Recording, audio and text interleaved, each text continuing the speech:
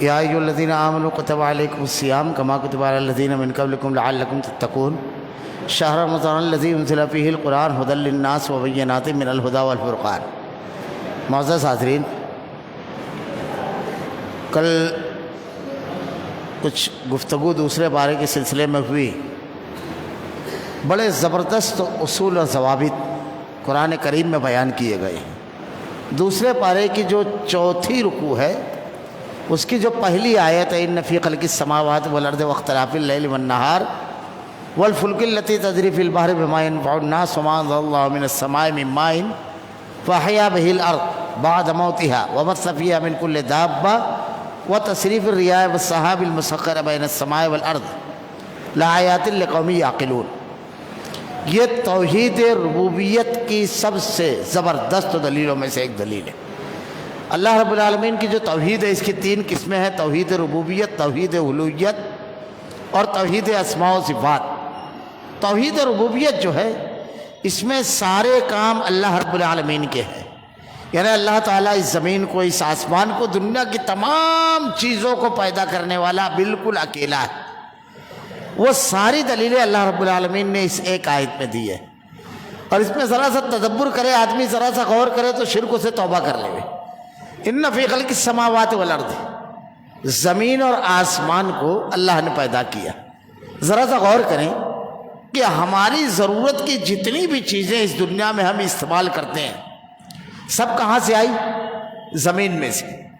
آپ کتنا بھی غور کریں، کوئی ایک چیز کے بارے میں آپ یہ نہیں کہہ سکتے کہ زمین کے علاوہ کسی اور جگہ سے آئی ہے، کسی ایک چیز کے بارے میں۔ حتیٰ کہ یہ جتنی چیزیں ہمارے اطراف میں دکھ رہی ہے، ہماری جیب میں جو موبائل ہے، جو چشمہ اور جو پین ہم استعمال کرتے ہیں، یہ ساری چیزیں زمین سے آئی، کوئی اور جگہ سے نہیں آئی۔ اب اللہ تعالیٰ کہتا ہے ان فی خلق السماوات والارض، زمین اور آسمان کو ہم نے پیدا کیا۔ آسمان سے ہم کو بارش ملتی ہے اور ہوا۔ اب غور کریں کہ دنیا میں جتنے لوگوں کو اللہ کے علاوہ پکارا جاتا ہے، سارے لوگ زمین بننے کے بعد آئے دنیا میں۔ اللہ نے زمین کو پہلے ہی پیدا کیا۔ اب ان کے آنے سے کیا زیادہ ہوا؟ کچھ نہیں۔ ان کے چلے جانے سے کیا کم ہوا؟ ہماری ضرورت کی چیزیں تو اللہ نے حضرت آدم کو پیدا کرنے سے پہلے زمین میں رکھ دی تھی، اور ہم کو دماغ دیا، ہم نے اس کو زمین میں سے نکال کر استعمال کرنا شروع کیا۔ تو جب ہماری ضرورت کی تمام چیزیں اللہ نے پیدا کر دی تھی، تو پھر کسی اور کو کیوں پکارا جائے؟ اللہ نے اسی کو بہت اونچے انداز میں بیان فرمایا ہے 26ویں پارے میں کہ اللہ کو چھوڑ کر تم جو دوسروں کو پکارتے ہو، ارونی ماذا خلقوا من الارض ام لهم شرک فی السماوات، زمین اور آسمان کے بنانے میں یہ اللہ کے ساتھی اور شریک تھے۔ ایتونی بکتاب من قبل ھذا، لاؤ اگر تمہارے پاس کوئی کتاب ہے، اور آثارۃ من علم، یا کوئی علم اگلوں سے چلا آ رہا ہے۔ اس میں ایک چیز کیا سمجھ میں آئی؟ دلیل مانگی جاتی ہے۔ اللہ نے کہا ہے لاؤ ایتونی بکتاب من قبل ھذا، لاؤ اگر تمہارے پاس کوئی کتاب ہے، اور آثارۃ من علم، یا کوئی علم جو اگلوں سے چلا آ رہا ہے، ان کنتم صادقین، اگر تم سچے ہو۔ اللہ نے کہا ذرے کے برابر کسی چیز کا کوئی خالق اور مالک نہیں ہے۔ لا یملکون من قطمیر، کھجور کی گٹھلی کے چھلکے کے برابر بھی کسی چیز کا کوئی مالک نہیں ہے۔ تو اللہ رب العالمین نے ارشاد فرمایا یا ایھا الناس ضرب مثل فاستمعوا لہ، اے لوگوں ایک مثال دی جاتی ہے، غور سے سنو۔ ان الذین تدعون من دون اللہ، یہ اللہ کو چھوڑ کر جو تم دوسروں کو پکارتے ہو، لن یخلقوا ذبابا ولو اجتمعوا لہ، یہ سب مل کر کے ایک مکھی بھی پیدا نہیں کر سکتے۔ وَإِن يَسْلُبْهُمُ الذُّبَابُ شَيْئًا لَا يَسْتَنقِذُوهُ مِنْهُ، مکھی تو بڑی دور کی بات ہے۔ مکھی اگر ان کا کچھ لے کر بھاگ جائے، وَإِن يَسْلُبْهُمُ الذُّبَابُ شَيْئًا لَا يَسْتَنقِذُوهُ مِنْهُ، وہ اس سے بچا بھی نہیں سکتے۔ ضعف الطالب والمطلوب، کتنا بے وقوف ہے جو مانگ رہا ہے، اور کتنا کمزور ہے جس سے مانگا جا رہا ہے۔ وما قدر اللہ حق قدری، لوگوں تم نے اللہ کی ویسی قدر نہیں کی جیسی قدر کرنے کا اللہ کا حق ہے۔ اس آیت کے بارے میں یہ قرآن کریم میں 2 مقامات پر ہے۔ یہود کہتے ہیں اگر ہمارے اوپر یہ آیت نازل ہوتی تو ہم اس کو عید کا دن بنا لیتے۔ حضرت عمر رضی اللہ تعالیٰ عنہ کے سامنے کہا تو حضرت عمر رضی اللہ تعالیٰ عنہ کہتے ہیں میں اچھی طرح جانتا ہوں یہ آیت کب نازل ہوئی، اچھی طرح۔ تو توحید ربوبیت کے اللہ تعالیٰ نے دلیل دی۔ اس کے بعد اہل ایمان کی صفت بیان کی، وَمِنَ النَّاسِ مَن يَتَّخِذُ مِن دُونِ اللَّهِ أَندَادًا يُحِبُّونَهُمْ كَحُبِّ اللَّهِ وَالَّذِينَ آمَنُوا أَشَدُّ حُبًّا لِلَّهِ۔ اہل ایمان کی محبت اللہ کے لیے بڑی شدید ہوتی ہے، اتنی شدید ہوتی ہے کہ وہ مسکراتے ہوئے جان بھی قربان کرتے ہیں، اللہ کے حکم پر مال بھی قربان کرتے ہیں، رمضان المبارک کا دن پر بھوکے اور پیاسے رہ رہے ہیں اللہ کے حکم پر۔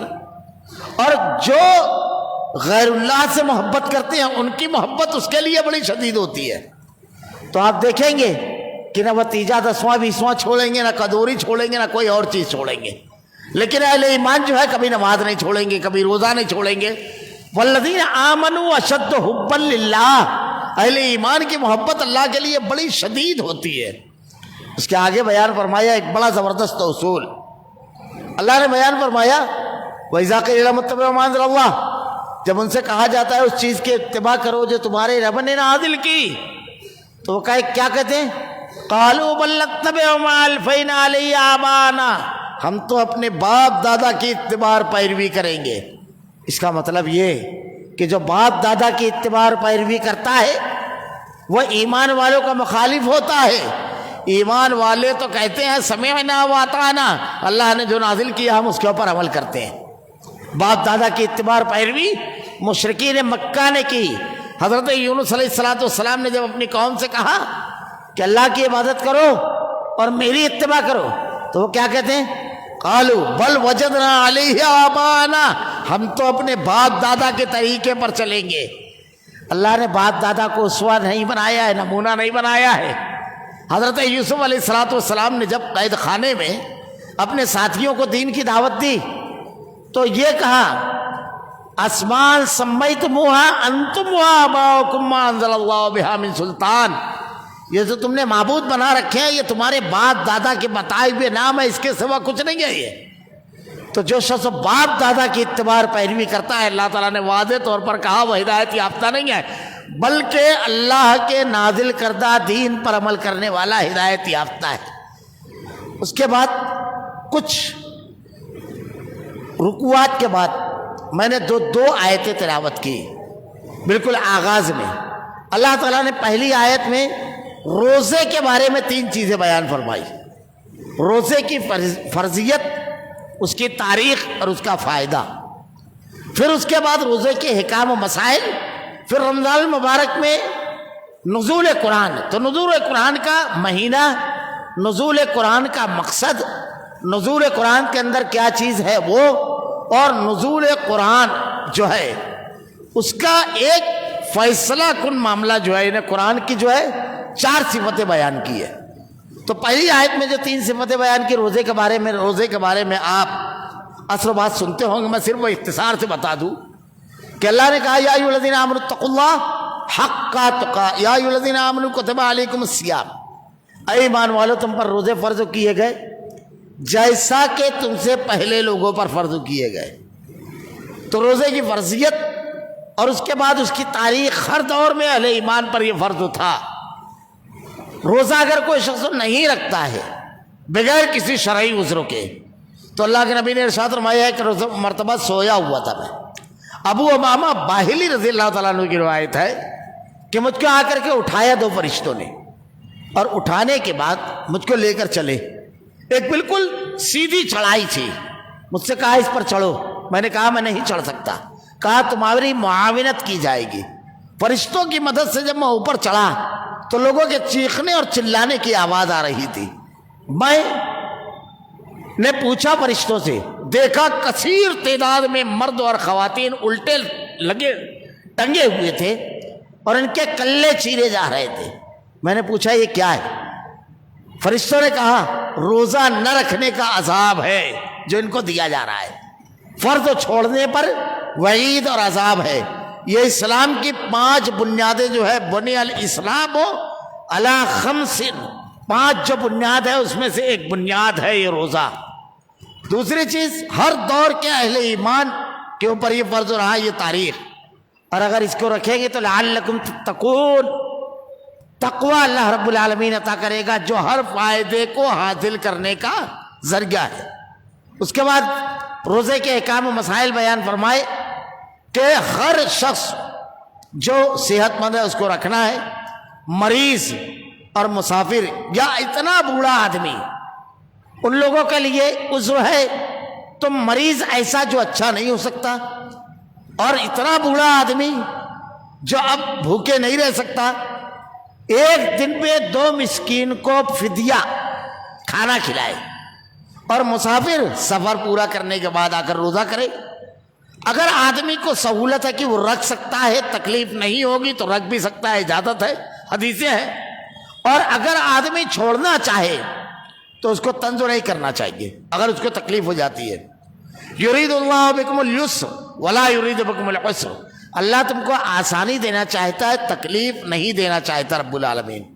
تو آدمی روزہ، حاملہ خواتین، اگر بچہ متاثر ہو سکتا ہے تو وہ روزہ چھوڑ سکتی ہیں۔ دودھ پینے والی خواتین اگر بچے کا دودھ متاثر ہو تو وہ روزہ چھوڑ سکتی ہے، بعد میں وہ پورا کر لے میں۔ احکامات کی تفصیلات آپ ایسے بھی رمضان المبارک میں علماء سے سنتے رہتے ہیں۔ اس کے بعد اللہ نے ارشاد فرمایا شہر رمضان الذی انزل فیہ القرآن، رمضان کا مہینہ وہ مہینہ ہے جس میں ہم نے قرآن نازل کیا، قرآن کے نزول کا مہینہ ہے یہ۔ انزل فیہ القرآن ھدی للناس، کس لیے نازل کیا؟ لوگوں کی ہدایت کے لیے۔ وبینات من الہدی، اس میں بین، واضح، روشن دلیلیں ہیں، ڈھونڈنا نہیں پڑے گا۔ اگر آپ قرآن کا ترجمہ بھی پڑھو گے، کتنے بھی کم تعلیم یافتہ ہو، یا کہیں قرآن کا ترجمہ اور تفسیر ہو رہی ہے وہاں صرف جا کر بیٹھو گے تو ایسی ایسی دلیلیں ہیں کہ جاہل سے جاہل آدمی کے دماغ میں آ جائے۔ اللہ تعالیٰ نے ایسی ٹامک ٹوئی نہیں مارنا ہے، بالکل بین کہا جاتا ہے، واضح روشن دلیلیں۔ وبینات من الہدی والفرقان، چھاڑ دینے والی، الگ الگ کر دینے والی کتاب ہے۔ یہ قرآن کی صفتیں، خوبیاں بیان کی جا رہی ہے۔ فرقان کے معنی ہے الگ الگ کر دینا۔ کیسے؟ آج دنیا میں ہر جماعت، ہر فرقہ، ہر دھرم اپنے آپ کو صحیح بول رہا ہے، تو دعویٰ کرنا کافی ہے؟ وہ تو چھوڑ گیا، مسلمانوں میں بے شمار فرقے ہیں، اور ہر فرقے کا دعویٰ ہے کہ میں حق پر ہوں، تو دعویٰ کرنا کافی ہے؟ اللہ تعالیٰ کہہ رہے ہیں والفرقان، یہ چھاڑ دینے والی، الگ الگ کر دینے والی کتاب ہے۔ اب اس کتاب پر لائیے ہر فرقے کو۔ اس کتاب میں ہدایت یافتہ افراد کی جو خوبی بیان کی گئی ہے، وہ خوبی اگر کسی جماعت میں ہے وہ ہدایت یافتہ ہے، اور نہیں ہے کتنا بھی دعویٰ ٹھوک لے میں وہ فرقان، قرآن کا فیصلہ ہے کہ یہ ہدایت یافتہ نہیں۔ جو باپ دادا کو مانے، جو دلیل کو ٹھکرا دے میں، قرآن پڑھیے، اللہ نے کہا یہ ہدایت یافتہ لوگ نہیں ہیں۔ ہدایت یافتہ سمعنا واطعنا، سنا اور اطاعت کی وہ لوگ ہیں۔ ذاتی حیثیت سے بھی آدمی اپنے آپ کو کبھی غلط نہیں سمجھتا، کبھی غلط نہیں سمجھتا، لیکن یہ فرقان قرآن پڑھ کے، اگر ایک آدمی جھوٹ بول رہا ہے، جھوٹا ہے، قرآن کہتا ہے لعنت اللہ علی الکاذبین، اللہ کی لعنت ہو جھوٹے پر۔ جس پر اللہ کی لعنت ہو وہ صحیح ہو سکتا ہے کیا؟ اگر ایک آدمی سچا ہے، یا ایھا الذین آمنوا اتقوا اللہ وکونوا مع الصادقین، قرآن کہتا ہے اللہ سچوں کے ساتھ ہے، تو اس کا مطلب وہ اللہ کا نیک بندہ ہے۔ اللہ نے جنتیوں کو، کن کو جنت دینے والا ہے، ان کے اعمال کیا ہوں گے اللہ نے بیان فرمایا ہے۔ آدمی اپنے آپ کو دیکھ لے، فیصلہ کرنے والی کتاب ہے، اس کا عمل جنتیوں والا ہے یا جہنمیوں والا؟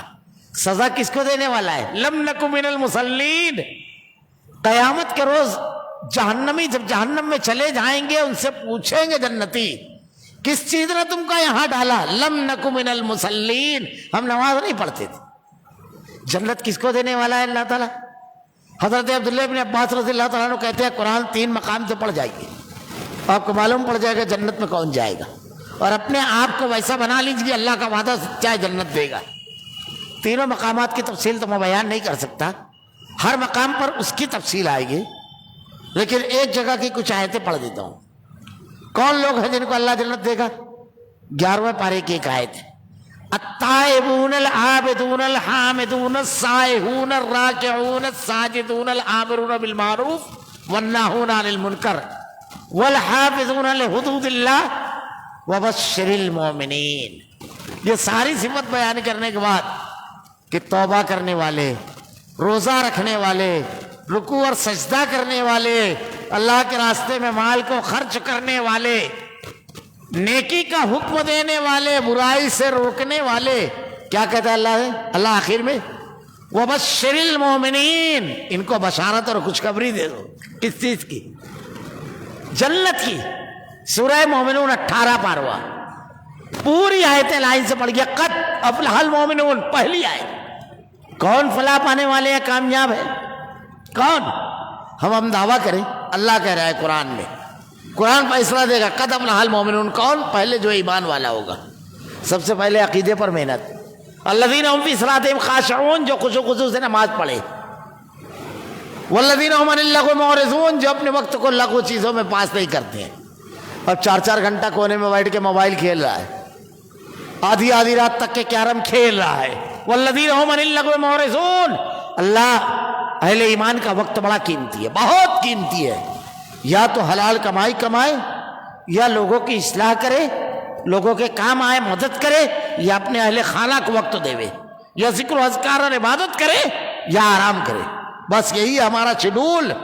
والذین هم عن اللغو معرضون والذین هم للزکاۃ فاعلون، اپنے مال میں سے زکات ادا کرتے ہیں. والذین هم لفروجہم حافظون، اپنی شرمگاہوں کی حفاظت کرتے ہیں. اللہ کے نبی نے کہا تم مجھے گوشت کا جو 2 لوتھڑوں کی ضمانت دو، میں تمہیں جنت کی ضمانت دیتا ہوں. ایک وہ جو 2 کلوں کے درمیان ہے زبان، اور ایک وہ جو 2 رانوں کے درمیان ہے شرمگاہ. اس کا مس یوز، غلط استعمال نہیں کرو گے، جائز جگہ اس کا استعمال کرو، میں تمہیں جنت کی بشارت دیتا ہوں. اللہ نے یہاں پر وہی کہا والذین هم لأماناتہم وعہدہم راعون، جو امانت کی حفاظت کرتے ہیں اور پورا کرتے ہیں عہد کو. اولئک هم الوارثون. میں آخری آیت پڑھ دے رہا ہوں. الذین یرثون الفردوس هم فیہا خالدون. یہی جنت کے وارث ہیں، یہی جن کو اللہ جنت دینے والا ہے. ہم کو تو جنت چاہیے، ہر مومن کی خواہش ہے. بس یہ پارا ہاتھ سامنے رکھے اور اس میں جو جو خوبی بیان کی گئی اپنے اندر پیدا کر لے. اللہ کا وعدہ سچا ہے. تو یہ چھاڑ دینے والی، الگ الگ کر دینے والی کتاب ہے قرآن کریم. اللہ تعالیٰ نے اس کے بعد دعا کا بہت بڑا مسئلہ جو ہے اس کو بیان کیا. وَإِذَا سَأَلَكَ عِبَادِي أَنِّي فَإِنِّي قَرِيبٌ. تجھ سے میرے بندے سوال کرتے ہیں اللہ کہاں ہے، کہہ دے کہ اللہ قریب ہے. اجیب دعوت الداعی اذا دعان. میرے بندے جب مجھ کو پکارتے ہیں تو اللہ تعالیٰ نے یہ نہیں کہا کہ میں ان کی دعا سنتا ہوں. اجیب دعوت الداعی اذا دعان فلیستجیبوا لی ولیؤمنوا بی لعلہم یرشدون. میں ان کی دعا کو قبول کرتا ہوں، سنتا ہوں نہیں کہا، قبول کرتا ہوں. تب انہیں چاہیے کہ وہ میری بات مان لیں اور مجھ پر ایمان لائے. اللہ کو بندہ جب پکارتا ہے، ہاتھ اٹھاتا ہے، تو حدیث میں آتا ہے اللہ کے نبی نے کہا اللہ کو بڑی شرم آتی ہے بندے کو خالی ہاتھ لوٹاتے. بندہ مومن جب دعا مانگتا ہے، کوئی جائز دعا ایسی نہیں ہے جو قبول نہیں ہوتی ہے. کبھی کبھی ایسا ہوتا ہے کہ ہم نے ایک دعا مانگی تو جو مانگا اللہ وہی دے دیتا ہے. جیسے کسی نے مال مانگا، مال مل گیا. گھر مانگا، گھر مل گیا. اولاد مانگی، اولاد مل گیا. بیماری سے شفا مانگی، وہ مل گیا. کبھی ایسا ہوتا ہے کہ نہیں ملتا ہے لیکن دعا قبول ہو جاتی ہے. کیا ہوتا ہے؟ اللہ تعالیٰ جو مانگ رہا ہے بندہ، وہ تو اللہ تعالیٰ کی مشیت ہے کہ اس کو نہیں دیتا ہے، لیکن جب اس نے ہاتھ اٹھایا ہے تو اب خالی نہیں لوٹاتا ہے اللہ، اب دعا کو بدل دیتا ہے. اب یہ ہوتا ہے کہ کوئی مصیبت اس کے اوپر آنے والی ہے، اللہ اس کو ٹال دیتا ہے، شکل بدل دیتا ہے دعا کی. یہ بھی اگر نہیں ہوتا ہے تو وہ دعا آخرت کے لیے اللہ اٹھا دیتا ہے. قیامت کے روز بندہ ایک نیکی کے لیے اپنی پوری خاندان کے پاس جائے گا، بیوی، بچے، بھائی، سب کے لگ، کوئی نہیں دے گا. لِكُلِّ امْرِئٍ مِّنْهُمْ يَوْمَئِذٍ شَأْنٌ يُغْنِيهِ. ایک چیز کافی ہوگی ساری محبت اور رشتے توڑنے کے لیے. اس دن اللہ تعالیٰ اس دعا کو جو ہم نے دنیا میں مانگی ہے وہ نیکی میں بدل دے گا. تو بندہ کہے گا کاش میری کوئی دعا قبول نہ ہوتی. سب نیکیوں میں بدل جاتی. آج دعا ہمیشہ نہ مانگنے پر اللہ ناراض ہوتا ہے، یاد رکھیے. یہاں پر ایک جملہ کہہ دوں. بعض لوگ کہتے ہیں کہ ہم کتنے مجرم ہیں، گنہگار ہیں. اللہ نے حضرت آدم کے واقعے میں نے یہ چیز بتائی تھی ابلیس نے دعا مانگی، اللہ نے اس کے ہاتھ کو خالی نہیں لوٹایا۔ 99 قتل کیا بنی اسرائیل میں ایک آدمی نے۔ اس کے بعد ایک عبادت گزار آدمی کے پاس گیا، فتویٰ ہمیشہ عالم سے پوچھنا چاہیے، جا کر پوچھا حضرت میں نے 99 قتل کیا، اب کیا کروں؟ تو 99 قتل کرنے کے بعد آیا، چل قاتل تو تھا اس کو بھی مار دیا، ہو گئے پورے 100۔ لوگوں نے کہا تو عالم کے پاس جا، علم والے آدمی کے پاس جس کو دین جانتا ہے۔ ایک عالم کے پاس گیا، عالم نے کہا اللہ کی رحمت سے نا امید ہوتا ہے، اپنے ہاتھوں کو اٹھا، 2 قطرے آنسو بہا، وہ بڑا کریم ہے اپنے بندوں کے لیے، ہرگز خالی نہیں لوٹائے گا، مغفرت طلب کر۔ اور سن، علاج بھی بتایا، یہ عالم کا جواب ہوتا ہے۔ صرف یہ نہیں کہا کہ توبہ اور استغفار کر، یہ کہا ان لوگوں کی بستی میں جا کر اب مت رہنا جہاں اتنی برائی کیا، فلاں علاقے میں جا، نیک لوگوں کی بستی ہے وہاں رہے۔ ان لوگوں کے درمیان راستے میں اس کی موت ہو گئی اور اللہ نے اس کو بخش دیا، لمبا واقعہ ہے۔ اللہ کے نبی نے کہا برے آدمی کی صحبت میں نہ بیٹھو، نیک لوگوں کے پاس رہو، کیوں جانتے ہو؟ اللہ کے نبی نے بڑی پیاری مثال دی، اگر عطار کے پاس بیٹھو گے کچھ نہ کرو، اس کے عطر سے اٹھنے والی خوشبو تمہارے کپڑے اور ذہن و دماغ کو معطر کر دے گی، اور اگر لوہار کے پاس بیٹھو گے تو کچھ مت کرو، لیکن اس کی آنکھ سے اٹھنے والا دھواں تمہارے چہرے اور کپڑے کو کالا کرے گا اور تمہارے کپڑوں میں سوراخ۔ تو اللہ نے دعا کے بارے میں حکم دیا، دعا مانگنا چاہیے ہر وقت اور بلا وسیلہ۔ اللہ کے نبی نے 700 سے زیادہ دعا بتائی ہے، کسی میں وسیلہ نہیں بتایا۔ انبیاء کرام کی دعا قرآن میں اٹھا کر دیکھیے، حضرت ابراہیم علیہ السلام ربنا هب لنا من ازواجنا وذرياتنا قرة اعین واجعلنا للمتقین اماما، حسبنا اللہ ونعم الوکیل۔ حضرت یونس علیہ السلام کی دعا لا الہ الا انت سبحانک انی کنت من الظالمین۔ 18 سال حضرت ایوب علیہ السلام بیمار تھے، ربی انی مسنی الضر وانت ارحم الراحمین۔ حضرت موسیٰ علیہ السلام کی دعا رب انی لما انزلت الی من خیر فقیر۔ ایک بھی دعا میں آپ کو وسیلہ نہیں ملے گا۔ الدعاء هو العبادہ، میرے پاس یہ ایک الگ مستقل عنوان ہے، اگر میں کہوں تو گھنٹہ بھر اسی میں ناکافی ہو۔ اللہ کے نبی نے جو دعا کا طریقہ بتایا ہے، اللہ نے انبیاء کی جو دعا بتائی ہے بالکل صاف سمجھ میں آتا ہے۔ اس کے بعد جو ہے کچھ آگے آپ جائیں تو طلاق کی مفصل بحث ہے، دوسرے پارے کے اختتام پر طلاق کی بڑی مفصل بحث ہے۔ اللہ نے ارشاد فرمایا الطلاق مرتان، طلاق 2 مرتبہ ہے۔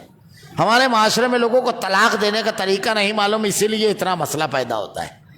سب سے پہلے طلاق کا طریقہ سمجھ لیجئے تاکہ آسانی آئے۔ طلاق کا طریقہ یہ ہے، طلاق گھر بگاڑنے کے لیے ضرور نہیں ہے، اس میں گھر بنتے بھی ہیں، لیکن شرط یہ ہے کہ شریعت کے مطابق آدمی کرے۔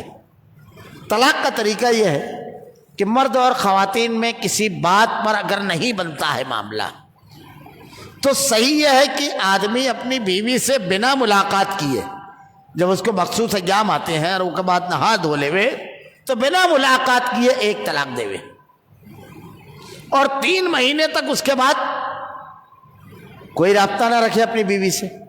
اگر 3 مہینے میں شوہر نے 2 آدمیوں کی گواہی میں یہ کہہ دیا کہ میں اپنی بیوی سے رجوع کرتا ہوں، یا زوجین نے ملاقات کر لی تو رجعت ہو جاتی ہے، معاملہ ختم، کوئی جھنجھٹ نہیں۔ اب 3 مہینے تک اس نے رجوع نہیں کیا تو 3 مہینے کے بعد بیوی آزاد، وہ دوسرے سے نکاح کر سکتی ہے، دوسرے طلاق کی ضرورت نہیں ہے۔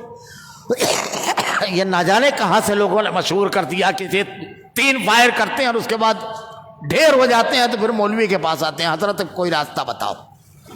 اس کی ضرورت ہی نہیں ہے۔ 1 دیا، 3 مہینہ گزرا، بیوی اپنے راستے، آپ کو تو ایسے بھی 3 کی اجازت ہے اس کی موجودگی میں، آپ بھی آزاد۔ اس میں کوئی اختلاف نہیں ہے، جو میں مسئلہ بتا رہا ہوں، حنفی، شافعی، مالکی، حنبلی، سنی، دیوبندی، جماعت اسلامی، اہل حدیث، کسی کا کوئی اختلاف نہیں ہے۔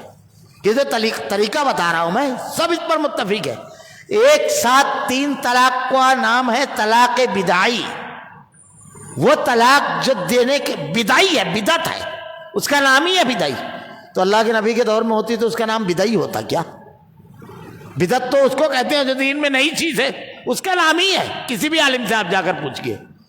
ایک طلاق دیا، 3 مہینہ گزر گیا، بیوی بھی آزاد، یہ بھی آزاد، 4 مہینہ 5 مہینہ ہو گیا، اب اس کا دماغ سیدھا ہوا، بچے چھوٹے چھوٹے ہیں، کھلے ہو گئے بچے، ان کے مستقبل کا کیا ہوگا؟ بیوی بھی کہتی ہے آدمی کیسا بھی ہے لیکن اب بچوں کے لیے گزارا کر لوں گی، یا گھر گئی تو بھوجائی کا حساب کتاب دیکھی پھر اس نے، کیونکہ اب ماں باپ کا گھر تو، بھائی کی شادی ہو گئی تو بھوجائی کا ہو جاتا ہے، تو اس کو بھی لگا نہیں۔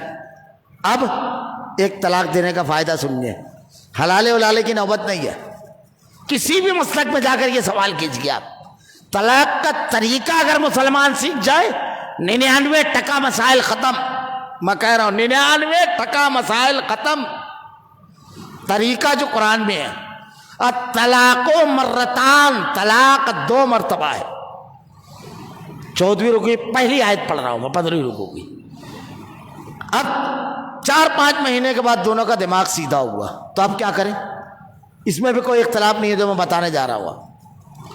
آدمی نیا اس کو پیغام دے گا نکاح کا، وہ اور اس کے ولی راضی ہو گئے، یعنی ماں باپ، باپ چچا یا بھائی، یہ ولی ہے، اور ان کو حکم ہے دیکھو رکاوٹ مت ڈالو، اگر لڑکی راضی ہے تو راستہ اس کا چھوڑ دو، دونوں کا نیا نکاح ہوگا، نئی مہر ہوگی، اور وہ ایک طلاق جو اس نے دیا تھا وہ زندگی بھر باقی رہے گی۔ سمجھے آپ؟ یہ 2 لائف لائن ہیں جس کو سمجھا ہی نہیں ہے لوگوں نے۔ ایک مرتبہ آپ نے دیا نا، اور اس کے بعد دوبارہ کی گنجائش باقی ہے، اگر اس کا فائدہ اٹھانے کے بعد پھر دے دیا تو دوسری مرتبہ پھر مرتان، 2 مرتبہ آپ کر سکتے ہیں، یا تو رجوع کریں یا عدت گزرنے کے بعد نکاح جدید یہ کر لے۔ تیسری مرتبہ جیسے ہی آپ نے دیا تو وہ کیا ہو گئی؟ مغلظہ۔ اب اس کے بعد وہ کسی اور سے نکاح کرے، حلالہ حرام ہے۔ حضرت عمر رضی اللہ تعالیٰ عنہ کہتے ہیں کوئی حلالہ کرنے والا لائے تو میں اس کو رجم کر دوں، کہیں سے آپ کو اس کے جواز کا فتویٰ نہیں ملے گا۔ عبداللہ ابن عمر کہتے ہیں اگر کوئی اس نیت سے نکاح کرے کہ میں طلاق دوں گا تو سال بھر بھی اگر رکھے گا اپنی بیوی کو تو زنا ہے۔ یہ ہے نہیں، غلطی آدمی نے کی، سزا اس خاتون کو دے رہے ہو آپ، یہ نہیں ہے کہیں۔ تو یہ طلاق کا طریقہ ہے۔ میرے پاس وقت کافی ہو چکا ہے، ورنہ میں بتاتا واقعات کہ ایسے کرنے پر گھر بنے ہیں، جھگڑے ختم ہوئے ہیں، کیونکہ غصے میں آدمی بولتا ہے۔ تو شریعت نے جس کی اتنی اجازت دی ہے اتنا ہی کرنا چاہیے۔ ہم پڑھیں تو قرآن نے کیسے کرنے کا حکم دیا ہے۔ پہلی مرتبہ جب آدمی طلاق دے گا 3 مہینے تک وہ ایک طلاق رہے گی، طلاق رجعی، جس میں رجوع کی گنجائش ہے۔ اس کے بعد ہو جاتی ہے وہ بائن، بائن کو وہ کہتے ہیں کاٹ دینے والی ہو جاتی ہے۔ تو یہ 2 موقع، 2 لائف لائن ہے۔ الطلاق مرتان فإمساکم بمعروف۔ اب اس کے بعد آپ یہ کرو کہ چاہے تو رجوع کر لو، چاہے اس کا اپنا راستہ صاف کر دو، اور بڑی نرمی کا معاملہ کرنا چاہیے اس کے اندر۔ طلاق میں کچھ چیزیں اس میں بڑی ضروری اور رحم رہ گئی ہے۔ ایام رضاعت، کتنے دن دودھ پلانا، یہ دوسری پارے میں ہے۔